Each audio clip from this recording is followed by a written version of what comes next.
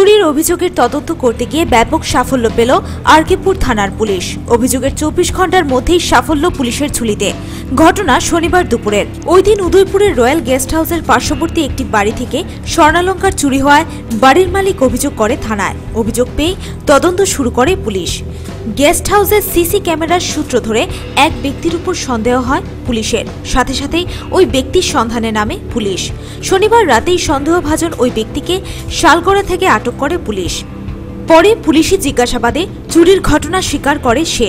ধৃতের নাম রাজীব দে। তার বাড়ি আগরতলার যোগেন্দ্রনগর এলাকায়। পুলিশি জেরায় রাজীব আরও জানিয়েছে, চুরি করা স্বর্ণালঙ্কার বিশালগড়ের একটি জুয়েলারি শপে বিক্রি করেছে সে। তাই রবিবার সকালে বিশালগড় থানার পুলিশকে সাথে নিয়ে ওই দোকানে হানা দেয় পুলিশ। সকাল 10টা তো 10:30 একটা বাড়িতে চলেছে ওই উদয়পুর হোটেল রয়্যাল ইন এর পাশের বাড়ি রাজেন্দ্র দত্তর বাড়ি থেকে চুরি হয়েছে।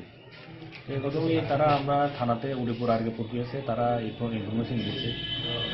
আমরা গিয়ে তদন্ত করছে। তারপরে এই পাশের বাড়ি একটা হোটেল রয়্যাল ইন হোটেল আছে, এখানে সিসি ক্যামেরা বন আছে রাস্তা দিয়ে। তো আমরা ওই সিসি ক্যামেরাতে আমরা ভিডিও ফুটেজটা করছি, দেখছি। এরপরে দেখে গেছে লোকটা দিকে ঘোরাফেরা করতেছে, প্লাস